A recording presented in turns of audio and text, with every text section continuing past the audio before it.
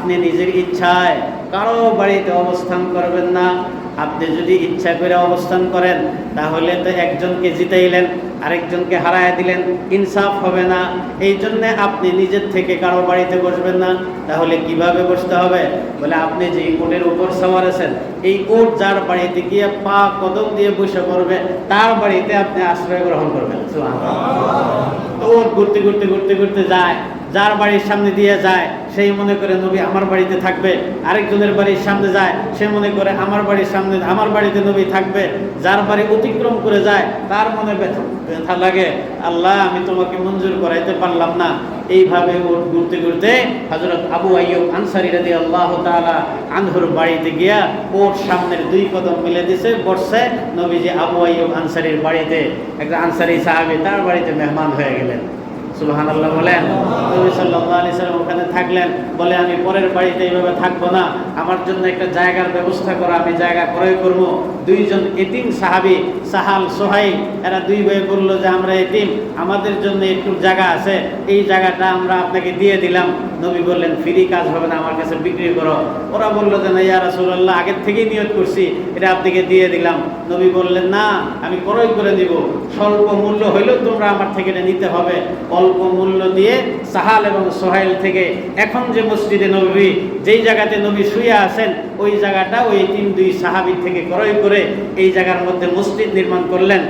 এক সাইডের দিকে আম্মাজানদের জন্য হুজরাখানা নির্মাণ করলেন, আরেক সাইডে ছোট একটা জায়গা নির্মাণ করলেন, সেটা হলো মাদ্রাসাতুস সুফা। এই মসজিদে নববীর কাজ শুরু হয়ে গেল ৬-৭ মাস। চতুর্দিকে নবীজির সুসংবাদ ছড়াইতেছিল, সবাই নবী নবী নবী, নতুন নতুন এক আবাস ছড়াইতেছে, ফুলের সুগন্ধির মতো সুগন্ধি ছড়াচ্ছে। কিন্তু যারা বেদনা পাওয়ার, যারা দুঃখ পাওয়ার, যারা হিংসার আগুনে জ্বলার, তারা তো জ্বলতেছে। যারা মক্কায় ছিল, মক্কার কাফেরদের কথা বলছি, তারা তো 13টা বছর চেষ্টা করছে নবীকে শেষ করে দেওয়ার জন্য। কিন্তু তারা গিয়ে তারা দেখলো যে দেশ থেকে গেছে গা, কিন্তু যাওয়ার পরে তো সে শেষ হওয়ার কথা, কিন্তু সে তো শেষ হয় না, সে তো খালি জ্বলে ওঠে। ইউরিদুনা লিইউতফিউ নূরাল্লাহি বিআফওয়াহিহিম ওয়াল্লাহু মুতিম্মু নূরিহি ওয়ালাউ কারিহাল কাফিরুন। তারা চাইছিল নবীর নবুয়ত রিসালাতকে নিভাইয়া দিতে, খতম করে দিতে। আল্লাহ পাক চাইছেন নবীর নবুয়তকে জ্বালায়া দিতে। এই জন্য সব ছাড়া কিচ্ছু নাই। এক সময় তো এতিম, তারপরে দেশ হারা, বংশ হারা, সব ছাড়া আরেক এলাকায় আসছে। এই জায়গার মধ্যে আল্লাহ পাক এই নূরের প্রদীপকে জ্বালাইতেছেন। ওইদিকে মক্কার কাফেররা জ্বলতেছে যে এর তো জ্বলতে দেওয়া হবে না, তাহলে কি করতে হবে?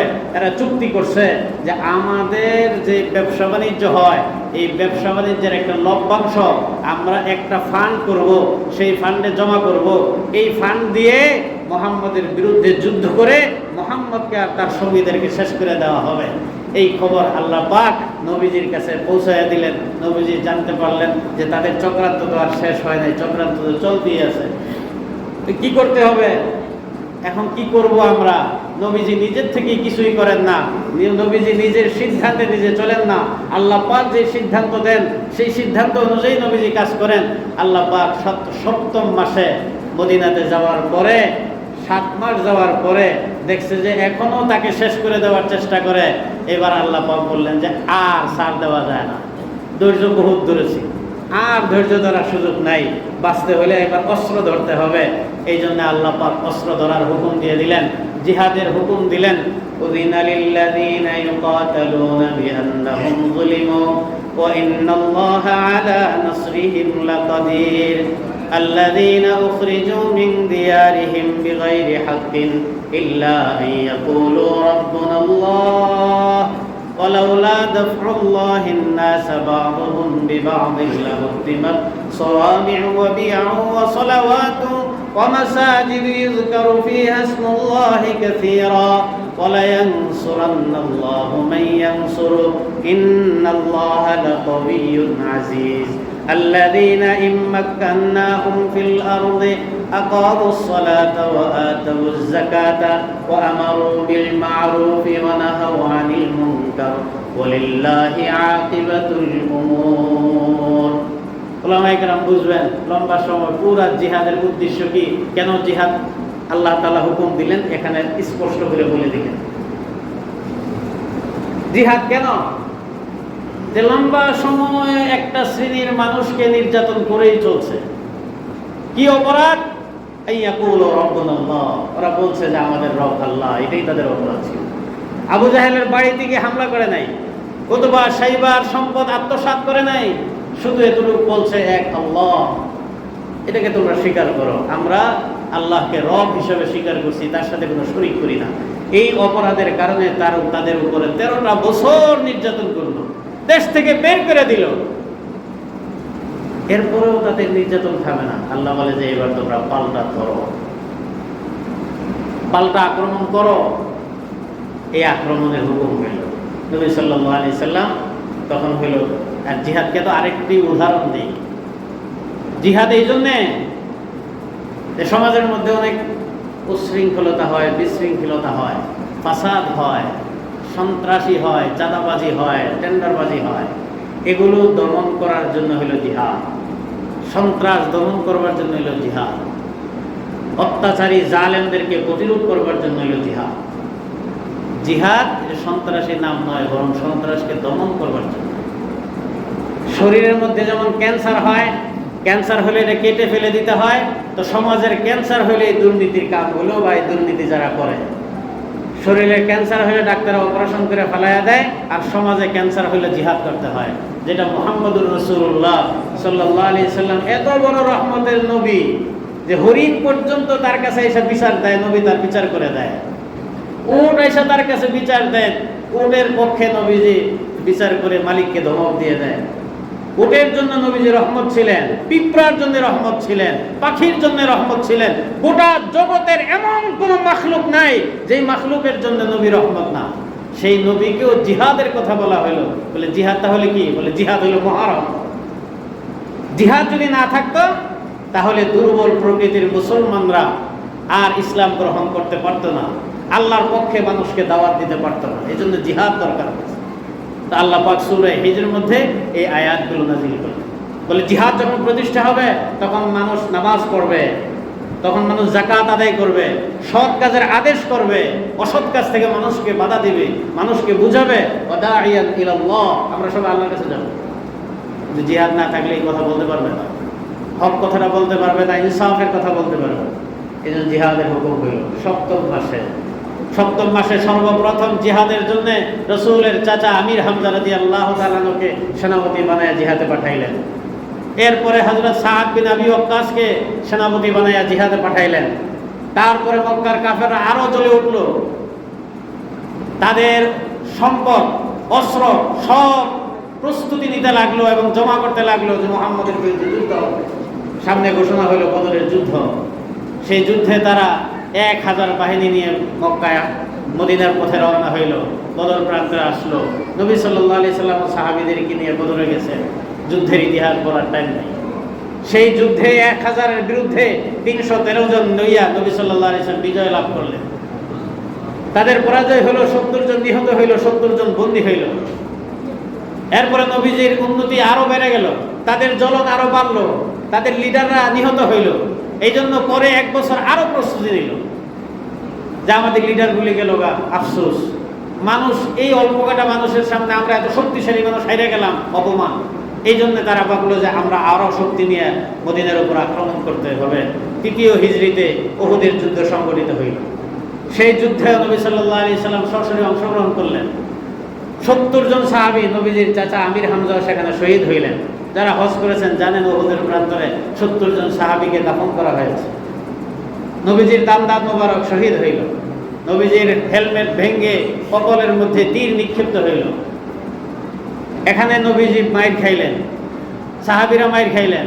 তারপরে তাদের রেশ পিছল না। পরবর্তীতে আবার পুরা পৃথিবী আহজাব, বহুজাতিক বাহিনী লয়ে খন্দকের যুদ্ধ যাকে বলা হয়, সবাই সাথে ঐক্যবদ্ধ হয়ে মদিনার উপর আক্রমণ করবে। সেই আক্রমণ প্রতিহত করলেন। নবী সাল্লাল্লাহু আলাইহি সাল্লাম লম্বা সময় যুদ্ধের মধ্যে ছিলেন। এইভাবে প্রতি বছর 2টা 3টা যুদ্ধ করতেছেন। মদিনার 10 বছরের ভিতরে 27টা যুদ্ধে নবীজি সশরীরে অংশগ্রহণ করেছেন। আপনাদের শুধু এতটুকু মাথায় যে রহমাতুল লিল আলামিন নিজে 27টা যুদ্ধে সেনাপতির ভূমিকা দিয়ে সামনে থাকতে হয়েছে। শুধু সব মিঠা কথা দিয়ে হয় না, শক্তি প্রয়োগ লাগে। শক্তি হইলে তারপরে অন্যায় দমিত হয়, অন্যায় দুলিশ্বাত হয়, অন্যায় মিশে যায়। যতক্ষণ পর্যন্ত হক প্রতিষ্ঠিত না হবে, বাতিল ততক্ষণ পর্যন্ত মাথা চারা দিয়ে উঠতেই থাকবে। এইভাবে যুদ্ধ চলতেছে। 7ম হিজরিতে খাইবারের যুদ্ধ হইল, হুদায়নের যুদ্ধ হইল। 6ষ্ঠ হিজরিতে সুলহ হুদাইবিয়া হইল। 8ম হিজরিতে মক্কা বিজয় হইল। মদিনা থেকে 10,000 সাহাবী নিয়ে রওনা হয়েছেন। মক্কায় আসতে আসতে 12,000। এই 12,000 যুদ্ধের জন্য আসছেন। বিনা যুদ্ধে, বিনা রক্তপাতে, কাউকে হত্যা করা ছাড়া মক্কা বিজয় হয়ে গেল 8ম হিজরিতে। 8ম হিজরিতের এই যে বিজয় হইল, বিজয়ের ইতিহাস অনেক লম্বা, অনেক শিক্ষণীয় বিষয়, টাইম নেই। তারপরে 8ম হিজরি থেকে নিয়ে 2 বছর পরে 10ম হিজরিতে নবী সাল্লাল্লাহু আলাইহি সাল্লাম হজ করবেন ইরাদা করেছেন। শুধু এই খবরটা ছড়ায় গেছে নবীজি হজ করবেন। চতুর্দিক থেকে মুসলমানরা মদিনায় আসা শুরু করলো যে নবীর সঙ্গে হজ করবেন। আস্তে আস্তে 1.25 লক্ষ সাহাবী মদিনাতে একত্রিত হইলেন। এদেরকে নিয়ে নবী সাল্লাল্লাহু আলাইহি সাল্লাম হজ করার জন্য মক্কায় আসলেন। মক্কায় মিনায় আরাফা অবস্থান গ্রহণ করলেন। মিনার থেকে 9 তারিখে সকালবেলা আরাফার ময়দানে গেলেন। সেখানে 1.25 লক্ষ, 1,24,000 কিংবা 1,45,000 সাহাবী সেখানে উপস্থিত হইলেন। এরা শুধু হাজী সাহেব। এর বাইরে প্রায় ইতিহাসবিদরা বলেন যে সেখানে 10 লক্ষ সাহাবী ছিলেন। নবীজি এর আগে মাত্র 12,000, আর বাড়িতে যাদেরকে রেখে আছে তাদের সহ হইল 24,000। কিন্তু যখন বিজয় লাভ করছে, এই 2 বছরের ভিতরে 10 লক্ষ সাহাবী পয়দা হয়ে গেছে। নবীজি আরাফার ময়দানে সাহাবীদেরকে নিয়ে আমল করলেন, দোয়া করলেন। লম্বা হাত উঠায় কিয়ামত পর্যন্ত সমস্ত উম্মতের জন্য দোয়া করলেন। সব শেষ হয়ে গেল। নবী সাল্লাল্লাহু আলাইহি সাল্লাম জাবালে রহমতের উপর দাঁড়াইয়া ভাষণ দিতে দাঁড়াইলেন সমস্ত সাহাবীদেরকে লক্ষ্য করে। সেই ভাষণে দাঁড়াইয়া বললেন যে আমার হয়তো আজকেই শেষ, আগামী বছর হয়তো আর তোমাদের সাথে সাক্ষাৎ হবে না, এইভাবে হয়তো আর তোমাদের সাথে সাক্ষাৎ হবে না। এই বিদায়ী কথা শুরু করে দিলেন। মনে হইল যে নবী শেষ ভাষণ দিতেছেন, কিন্তু সাহাবীদের কাছে এটা মনে হয় নাই যে মাত্র না বিজয় শুরু। এই লক্ষ লক্ষ সাহাবী, এই তো সেই মক্কা, যেই মক্কার মধ্যে মাথা গুজাইবার টাইম ছিল না, সুযোগ ছিল না, জায়গা ছিল না। খাব্বাবকে জ্বলন্ত অঙ্গারের মধ্যে শোয়ায় রাখতো। হযরত বেলালকে জ্বলন্ত অঙ্গারের মধ্যে শোয়াইয়া বুকের মধ্যে পাথর চাপা দিয়ে রাখতো। হযরত সুমাইয়াকে লজ্জা স্থানে আঘাত করতে করতে তাকে শহীদ করে দিত। আমরা কেউ কথা বলতে পারতাম না। আজকে তো সেই মক্কা যেখানে 1,24,000 বা 45,000 হাজী সাহেব আমরা আছি। সমস্ত মক্কাবাসীরা ওই জায়গার মধ্যে, আর মুসলমানদের বিরুদ্ধে কথা বলার কেউ নাই। সালাফিদের মনের মধ্যে সাধারণত খুশি, কিন্তু নবী সাল্লাল্লাহু আলাইহি সাল্লামের ভাষণ চলতেছিল যে এই বছরের পরে অথবা আজকের পরে আর হয়তো তোমাদের সাথে এইভাবে সাক্ষাৎ হবে না। এরপরে অনেকগুলো ভাষণ দিয়ে দিলেন। হজ শেষ হইল। হজ কি মাসে হয়? জিলহজ মাসের 10 তারিখ। হজ কার্যক্রম শেষ করার পরে জিলহজ মাস, তারপরে হলো মুহররম মাস, সফর মাস, রবিউল আউয়াল মাস। এই সফর মাসের শেষ দিকে নবীজি অসুস্থ হয়ে পড়লেন। এত অসুস্থ যে দাঁড়িয়ে নামাজ পড়তে পারেন না, মসজিদে আসতে পারেন না। 2 জন সাহাবীর কাঁধে ভর করে মসজিদে আসেন। হযরত আলী এবং ফজল ইবনে আব্বাস, রাসূলের 2 চাচাতো ভাই, তাদের কাঁধে ভর করে নবী সাল্লাল্লাহু আলাইহি সাল্লাম মসজিদে আসেন। একবার আসেন তো আরেকবার আসতে পারেন। অসুস্থতা খুব বেশি। নবী সাল্লাল্লাহু আলাইহি সাল্লাম বললেন যে আবু বকর সিদ্দিককে নামাজ পড়াইতে বলো। নবীজির অনুপস্থিতিতে আবু বকর সিদ্দিক নামাজ পড়ান। সাহাবায়ে কেরামের মধ্যে এক শোকের ছায়া চলতেছিল। যেই নবীকে কেন্দ্র করে আমরা ঘুরতেছি, সেই নবী মসজিদে আসে না। নবীজি হয়তো থাকবে না, হয়তো চলে যাবে। সাহাবীদের মধ্যে একটা নাই বেদনার একটা সুর, একটা ব্যথা সব জায়গায় চলতেছিল। এই কতদিন অসুস্থতা হওয়ার চলাকালীন সময়ে 5 দিন আগে একদিন দুপুর 10টা-11টার দিকে নবীজি হুজরাখানা থেকে বের হয়ে মসজিদে আসলেন। সাহাবায়ে একরাম খুব খুশি হইলেন। নবীজি মনে হয় আবার সুস্থ হইতেছে, আমাদের মাঝে ফিরে আসছেন। সাহাবীরা খুব চাতক পাখির মতো আনন্দ নিয়ে নবীজির সামনে বসলেন। সাহাবীরা শুনতে চাইতেছেন নবীজি কি বলেন। নবীজির মধ্যে একটু ভালো ভালো ভাব দেখা যাইতেছে। সবাই যখন সামনে এসে বলল নবী সাল্লাল্লাহু আলাইহি ওয়াসাল্লাম আবার ওই কথা বললেন যে শোনো, আজকের পরে আর হয়তো তোমাদের সঙ্গে দেখা হবে না, আর কথা হবে না। আমি যেই কথাগুলি বলি এই কথাগুলো তোমরা মনে রাখবে। এই সব দরজা বন্ধ করে দাও, আবু বকর সিদ্দিকের দরজা খোলা রাখো। এর অর্থ হইল আমার ইন্তেকালের পরে তোমরা আবু বকর সিদ্দিককে মেনে চলবে। এরপরে নবীজি আবার একটু বেহুশ হয়ে গেলেন, তারপরে আবার হুঁশ ফিরে আসলো। নবীজি আরও কিছুক্ষণ কথা বললেন, কথা বলে জোহরের নামাজ পড়ানো হইল। নবীজি আবার হুজরাখানায় চলে গেলেন। বুধবার দিনের ঘটনা ছিল। তারপরে আবার আসতে পারেন না। আবু বকর সিদ্দিক নামাজ পড়ান, সাহাবীরা হুজরাখানার দিকে তাকিয়ে থাকেন যে নবীজি আসবেন, নামাজ পড়াইবেন, কিন্তু নবী তো আর আসতে পারেন না। এইভাবে বৃহস্পতিবার, শুক্রবার, শনিবার, রবিবার চলে গেল। সোমবার দিন ফজরের নামাজের সময় আবু বকর সিদ্দিক ইমামতি করতেছেন। নবী সাল্লাল্লাহু আলাইহি সাল্লাম জানালা খুলে, পর্দা খুলে আয়েশাকে বললেন পর্দা সরাও। সরাইলেন, ভিতর থেকে তাকাইলেন, দেখছেন আবু বকর সিদ্দিকের ইমামতিতে লোকেরা পিছনে নামাজে দাঁড়ায় আছে। নবীজি মুস্কি মুস্কি হাসলেন যে এটাই তো, এর জন্যই তো আমি অনেক কুরবানি করেছি, অনেক রক্ত ঝরাইছি। আমার এক যুদ্ধেই 70 জন কলিজার টুকরা সাহাবী শহীদ হয়ে গেছে। এই নামাজ দেখে নবীজির মনের মধ্যে একটা আনন্দ হইল, ভালো লাগলো। সাহাবীরা বলেন যে নবীজির এই দৃশ্য দেখে আমাদের কাছে মনে হইতেছিল নবীজি ভিতরে আসবেন, মসজিদে আসবেন, নামাজ পড়াইবেন, আমরা নামাজে নবীজির পিছনে নামাজ পড়বো, আমরা নামাজ ছেড়ে দেই। কিন্তু নবীজি আসলেন না, পর্দা ঢেকে দিলেন, ভিতরে রয়ে গেলেন। আবু বকর সিদ্দিক নামাজ পড়াইলেন, নামাজ শেষ করলেন। সাহাবীদের মন তো আবার সেইভাবেই খারাপ, আবার সেই এতিম হয়ে গেলেন। আবু বকর সিদ্দিক নামাজ পড়াইয়া ভিতরে গেলেন হুজরাখানায়। আম্মা জান আয়েশা সিদ্দিকা রাদিয়াল্লাহু তাআলা আনহা হুজরা ছিলেন, ওখানে নবীজি থাকতেন। লম্বা ঘটনা, আমি সংক্ষেপে খালি কোনো রকম আপনাদেরকে ধারণা দিয়ে যাচ্ছি। তারপরে নবীজিকে দেখলেন, সালাম করলেন, বললেন যে আমি সুনহা নামক এলাকায় চলে যাব, ব্যবসায়িক কিছু কাজ আছে। নবীজি বলেছেন ঠিক আছে যাও। আবু বকর সিদ্দিক নবীজিকে সালাম করে শেষবারের মতো দেখে চলে গেলেন। তিনি জানতেন না যে নবীজি আজকে চলে যাবেন। এরপরেই নবীজি বললেন আমার শরীরটা খুব বেশি খারাপ লাগতেছে। আম্মাজান আয়েশা বললেন যে আমার উরতের উপর আপনি মাথা রাখেন। নবীজি আম্মাজান আয়েশা সিদ্দিকার উরতের উপর মাথা রাখছেন। আয়েশা সিদ্দিকার থুতনি যেন নবীজির কপালের মধ্যে লাগে, এইরকম একটা অবস্থা। ঠিক সেই সময় আব্দুর রহমান ইবনে আবু বকর, আয়েশা সিদ্দিকা রাদিয়াল্লাহু তাআলা আনহার ভাই, তিনি ঢুকছেন ঘরে। তার হাতের মধ্যে মেসোয়াক ছিল। নবীজি মেসোয়াকের দিকে তাকিয়ে আছেন। আয়েশা জিজ্ঞেস করলেন আপনি কি মেসোয়াক করবেন? বলে হ্যাঁ আমি মেসোয়াক করব। ইশারা দিয়ে বুঝাইলেন। আয়েশা সিদ্দিকা রাদিয়াল্লাহু তাআলা আনহা মেসোয়াক দিলেন। মেসোয়াকটা শক্ত ছিল, পানি না থাকার কারণে চাবাইতে পারতেছিলেন না। আয়েশা বললেন যে আমি নরম করে দেই। নবীজি মেসোয়াক দিলেন, আয়েশা চাবাইয়া দিলেন, নরম করে দিলেন। নবীজি আবার এই মেসোয়াক দিয়ে মেসোয়াক করলেন। আয়েশা বললেন যে এটা আমার জীবনের অনেক গর্বের বিষয় যে শেষ সময়ে আমার লালা আর মুহাম্মদ রাসূলুল্লাহ লালা একসাথে হয়ে গেছে। এই শরফ, এই শরাফত, এই অহংকার পৃথিবীর আর কারোর জন্যই রাখা হয় নাই। আয়েশা সিদ্দিকা ওইভাবে আছেন।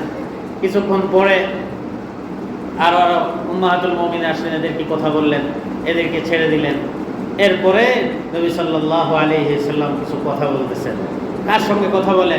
জিবরাইল আমিনের সঙ্গে। জিবরাইল আমিন আসছেন। আসার পরে জিজ্ঞেস করতেছেন যে আপনার কাছে আরেকজন আছে, আসবে, অনুমতি হইলে আসবে। বলে কে? বলে আজরাইল। অনুমতি তো দরকার নাই, আসতে বলো। তাহলে আপনার অনুমতি ছাড়া আসা নিষেধ। আজরাইলও আসছে। আয়েশা বলছে আসসালাতু ওয়াসসালামু আলাইকা ইয়া রাসূলুল্লাহ, নবী আপনাকে নেওয়ার জন্য আল্লাহ পাক পাঠাইছেন, যদি আপনি অনুমতি দেন। ইচ্ছা আপনি থাকতে চাইলে থাকবেন, আর যদি চান আল্লাহর কাছে যাইবেন তো যাইতেও পারেন, যেটা ইচ্ছে সেটা। নবীজি জিবরাইলকে বললেন জিবরাইল তুমি আল্লাহর কাছে যাও, আল্লাহ তাআলা যে তোমাকে পাঠাইছেন, আল্লাহ তাআলা কি চাইতেছেন যে আমি কি দুনিয়াতে থাকবো না চলে যাব? জিবরাইল আমিন বললেন ইন্নাল্লাহ কাদ ইশতাকা ইলা লিকাই রাব্বিক, আল্লাহ তাআলা ইলা লিকাইক, আল্লাহ তাআলা আপনার সাক্ষাতের জন্য অধীর আগ্রহে আছেন। আল্লাহ তো চান যে আল্লাহর কাছে আপনাকে নিয়ে যাবেন। নবী সাল্লাল্লাহু আলাইহি সাল্লাম বলেন জিবরাইল আরেকটা কথা, আমি তো চলে যাব, একদিকে হলো আমার বন্ধু রফিক আলা, সবচেয়ে বড় বন্ধু, তার কাছে যাব, এটা তো ভালো, এখানেই তো যাওয়া উচিত। কিন্তু আমি তো আমার উম্মতের ব্যথা বলতে পারি না। উম্মতকে একা একা কোথায় রেখে যাব? যারা আছে এরা কি হবে? কিয়ামত পর্যন্ত যারা আসবে তারা তাদের কি হবে? এই বিষয়টা নিয়ে তো আমি এখন সিদ্ধান্ত নিতে পারি না, তুমি আল্লাহর কাছে বলো যে এখন কি হবে। জিবরাইল আমিন গেলেন, আয়েশা জানাইলেন, আল্লাহ পাক আপনাকে জানাইছেন আপনার অনুপস্থিতিতে আপনার উম্মতের সম্পূর্ণ জিম্মাদারি আল্লাহ পাক নিজ হাতে নিয়ে নিছেন। এই কথা বলার পরে নবী সাল্লাল্লাহু আলাইহি সাল্লাম হাতটাকে উপরের দিকে উঠাইলেন, আল্লাহুম্মা রফিকাল আ'লা, আল্লাহুম্মা রফিকাল আ'লা, আল্লাহুম্মা রফিকাল আ'লা। তিনবার বলার পরে হাতটা ঠিক এভাবেই পড়ে গেছে। আম্মা জান আয়েশা বলেন যে দেখতেছিলাম হাতটা উঠাইয়া নবীজি এই কলমাটা পড়তেছিলেন, লা ইলাহা ইল্লাল্লাহ আল্লাহুম্মা রফিকাল আ'লা, এটা বলতেছেন। তিনবার বলার পরে হাতটা নিচে পড়ে গেল। আমি দেখলাম যে নবীজি চোখ বন্ধ হয়ে গেল, নবীজি শ্বাস বন্ধ হয়ে গেল। আমি চিৎকার করে উঠলাম, ইন্না লিল্লাহি ওয়া ইন্না ইলাইহি রাজিউন। আমার আওয়াজ বেরার ফাঁক দিয়ে বের হয়ে গেল। বাইরে সাহাবায়ে কেরাম ছিলেন, তারাও বলে উঠলেন ইন্না লিল্লাহ। মুহূর্তের ভিতরে পুরা ইন্না লিল্লাহ গোটা জগতে ছড়ায় গেল। সারা দুনিয়ার মধ্যে শোক আর শোক শুরু হয়ে গেল। শোকের অবস্থা তো বড় করুন, শোকের অবস্থা এত বড় করুন, এটা বর্ণনা করার সাধ্য তো আমার নাই। যেই ব্যক্তিটা সবচেয়ে বেশি শক্তিশালী ছিলেন, সবচেয়ে বেশি রাগী ছিলেন, সিদ্ধান্তের ক্ষেত্রে সবচেয়ে বেশি অটুট ছিলেন, সেই ওমর ইবনুল খাত্তাব নবীর বিয়োগের কথা, ইন্তেকালের কথা শোনার পরে পাগলের মতো হয়ে গেছেন। তিনি মানতেই পারতেছেন না মুহাম্মদ, মাতা মুহাম্মদ এই শব্দটা তিনি শুনতে পারতেছিলেন না। কারণ এই নবীর জন্য বাড়ি ছাড়ছেন, গড় ছাড়ছেন, দেশ ছাড়ছেন, বংশ ছাড়ছেন, নেতৃত্ব ছাড়ছেন, সব কিছু ছাইরা এই মুহাম্মদকে ধরে আসি এখানে, আর মাতা মুহাম্মদ চলে গেছে। না, এটা হতে পারে না, এটা হওয়ার জিনিস না। যে বলবে মান কানা মুহাম্মদ, মান ক্বালা মাতা মুহাম্মদ, যে ব্যক্তি বলবে যে মুহাম্মদ মারা গেছে, আনা আক্তুলহু, আমি তার কল্লা উড়াইয়া দিব। হযরত ওমর শোকের ছায়ায় নিজের হিতাহিত জ্ঞানকে ভুলে তরবারি নিয়ে খাড়ায় গেছেন। কেউ বলতে পারতেছিলেন না। সাহাবীরা জায়গায় জায়গায় বসে বসে কাঁদতেছে। হযরত বেলালের কান্না এক রকমের, হযরত খাব্বাবের কান্না আরেক রকমের, আম্মা জান আয়েশার কান্না আরেক রকমের, উম্মাহাতুল মুমিনিনদের কান্না আরেক রকমের। এক একজন সাহাবীর নবীর সাথে এক এক রকমের সম্পর্ক ছিল, ঘনিষ্ঠতা ছিল। সবগুলো সাহাবী বিশ্বাস করত আমার নবী আমাকে সবচেয়ে বেশি মহব্বত করে। এই জন্য বেলাল বলছেন, যেই জায়গার মধ্যে মুহাম্মদ আমার নবী নাই, সেই শহরে বেলাল নাই। এইভাবে বিলাপ করতেছিলেন। হযরত ফাতেমা রাদিয়াল্লাহু তাআলা আনহার কাছে যখন খবর গেল, হযরত ফাতেমা চিৎকার করতেছেন, কাঁদতেছেন আর তোনাদ করতেছেন।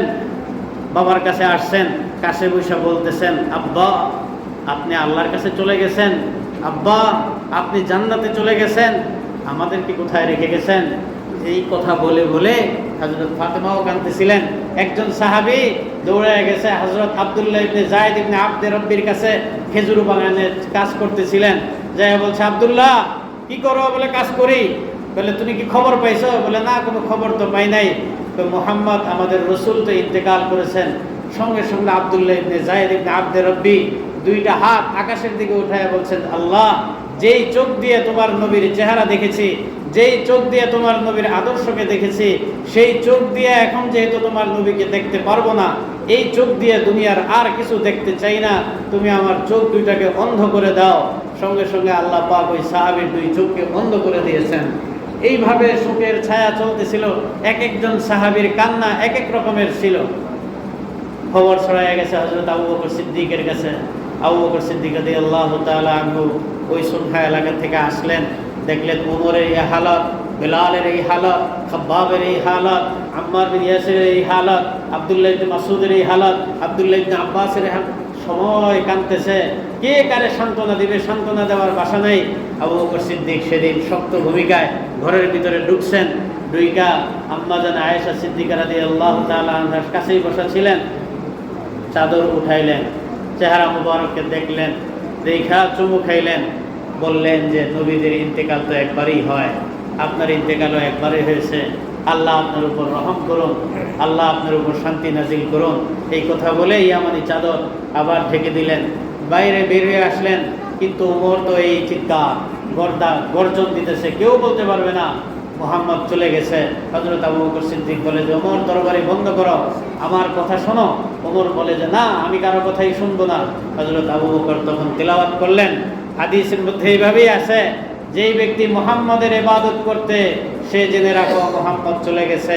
আর যে ব্যক্তি আল্লাহর ইবাদত করতে ফাইন্নাহু হুয়াল হাইয়ুল কাইয়্যুম, তিনি চিরঞ্জীব, তিনি বেঁচে আছেন, তিনি কোনোদিন মরবেন না।